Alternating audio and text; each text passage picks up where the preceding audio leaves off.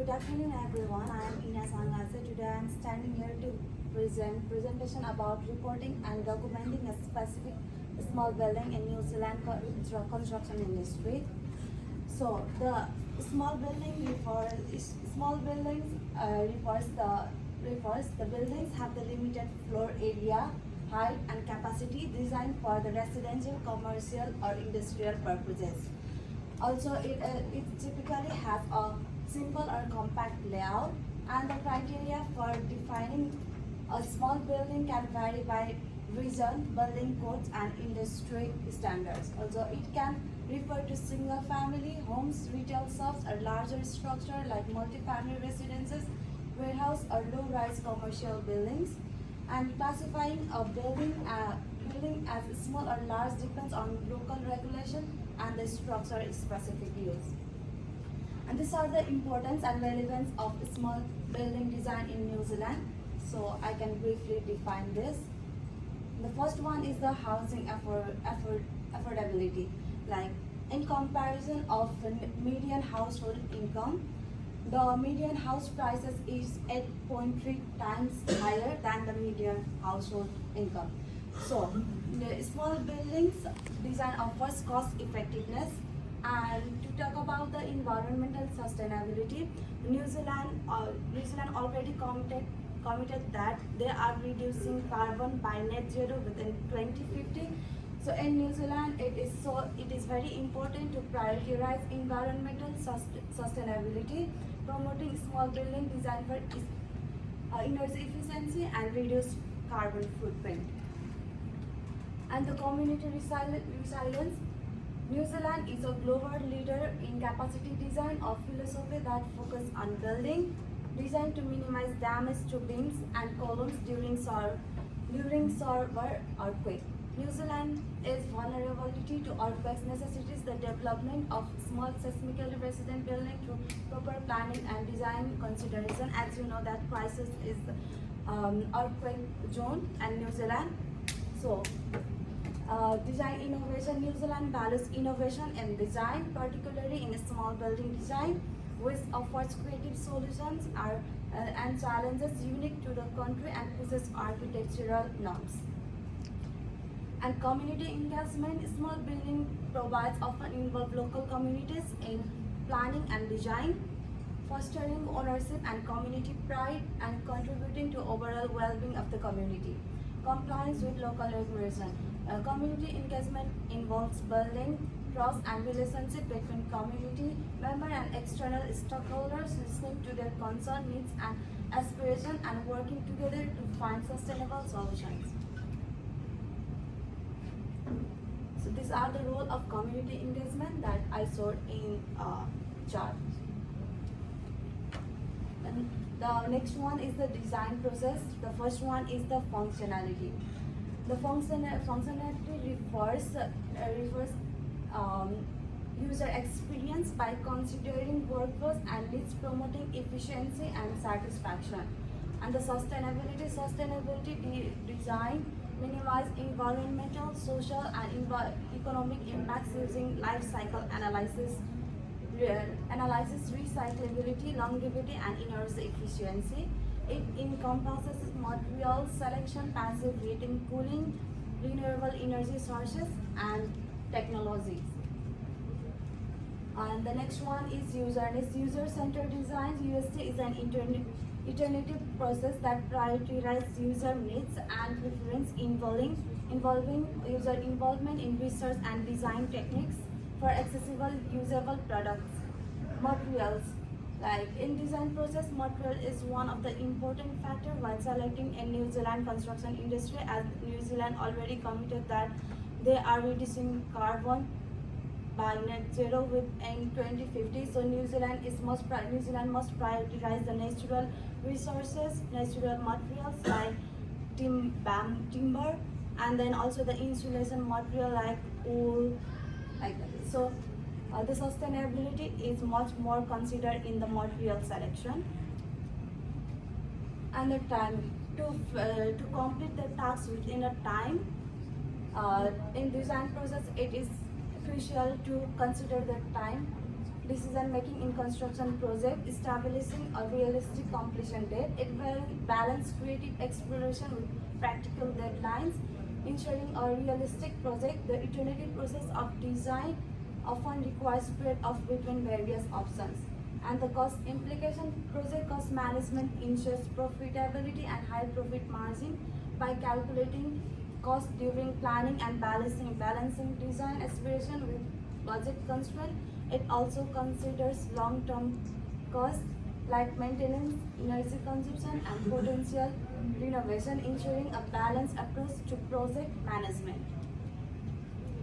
And building loads. Buildings and structures must withstand various forces during their lifetime, known as load, which can cause displacement and stress when applied to the structure or its component.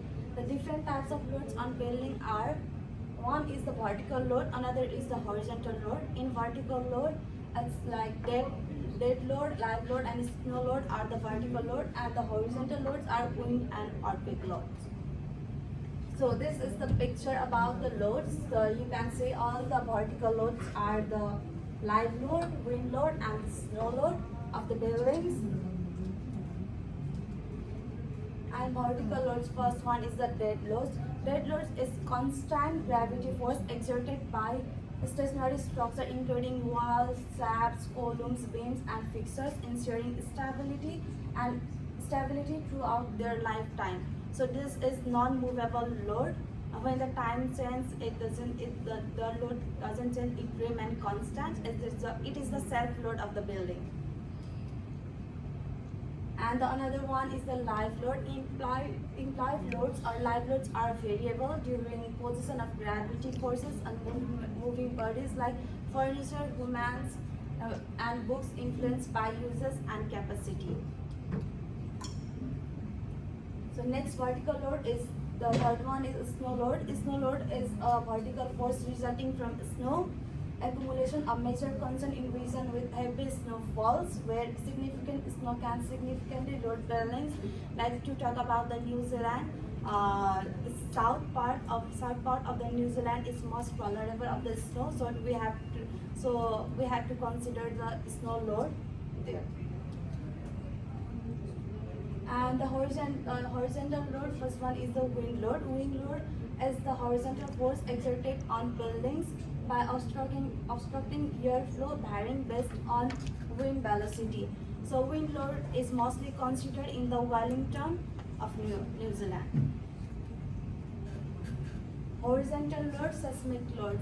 Earthquake loads or seismic loads are internal forces developing structure due to ground movement during an earthquake, with the horizontal pressure being considered for design purposes due to its minimal impact on the superstructure. So seismic load is mostly considered in the Christchurch part of New Zealand. Factor influencing design criteria selection is the first one is the customer requirement, and the second one is the functionality, third one is the cost, fourth one is material durability, sustainability, and project deadlines that I already described before. So the one is the key structural element. In the building, the parts which carry the loads and transfer safely to the grounds, that all members are the key structural member. Understanding these elements and shear walls can create safe, cost-effective that meet service expectation. However, a lack of knowledge can result in higher cost and compromise integrity. Understanding each element individually can reduce overall cost. Superstructure, the key structural element in superstructure are column, beam, slab, external and external load-bearing walls, roof, and in the substructure is foundation or footing. The first one, column. Column is the vertical load-bearing member of the building. Structural members that absorb axial compression loads with higher columns, transmitting fewer loads. Constructed using the reinforcement cement concrete, they should have smaller thickness than the lower ones. So, in practical knowledge, while constructing the column, the superstructure side, the column size is less than. The thickness is less than the substructure. And the second one is the beam. Beam are flexural members that deforms due to bending, with thicker beams providing better resistance but higher cost due to extra reinforcement and concrete. They affect the sizing of other structural members like columns and foundation. Precast concrete beams offer cost and time savings but not popular in residential houses. These are the picture of beam and column. Beam are the vertical members that I already explained, and the beam are the horizontal member, and the column are the vertical members of the building. And the slabs. Slabs are crucial structural members that carry floor loads and undergo to bending moments. They are reinforced in both short and long span direction, while one-way slabs are only reinforced in one direction. Slab load are transmitted to beams, which then transmitted them to columns. Prefabricated lightweight slabs are quicker to install, offer reduced cost, and provide better quality slabs. An external load-bearing wall made from resistant materials like stone, steel, concrete, or brick, used individually or connected to the column beam framing system such as elevator shafts or high-rise buildings. Removing this wall could damage the building stability and collapse.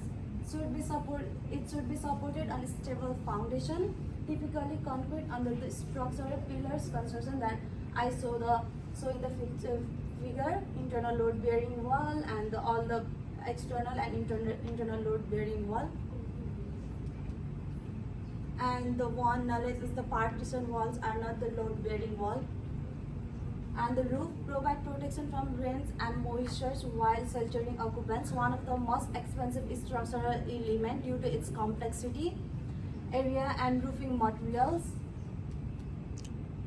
The last one is foundation. Foundation is most critical element of the building. Like if the foundation fails, all the structure fails. So it is responsible for carrying and dissipating the entire load from the building to the subgrade below it. To ensure stability, it is essential to design the foundation after conducting geotechnical survey or borehole survey to determine the soil bearing capacity. Footings such as isolated or split footings carry the entire load and experience substantial pressure, so they should be designed for bending and compression forces. So these are the figure of the foundation and footing.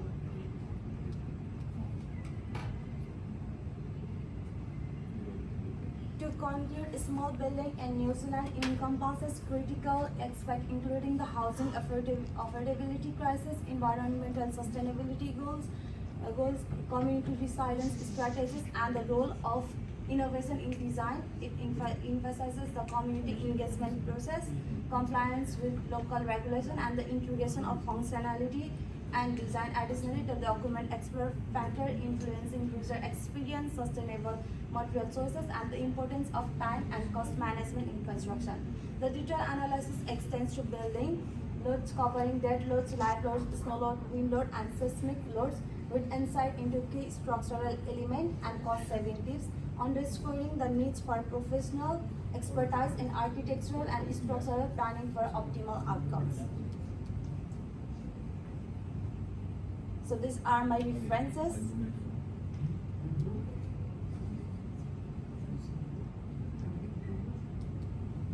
Thank you. If you have any question, you can ask.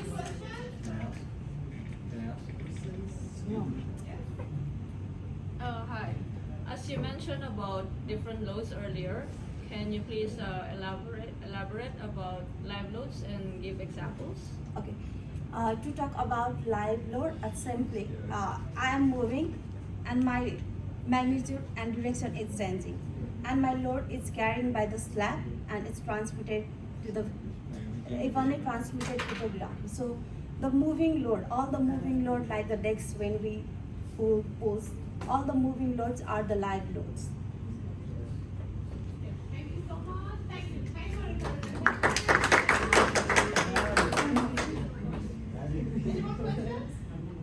Susan, that no question.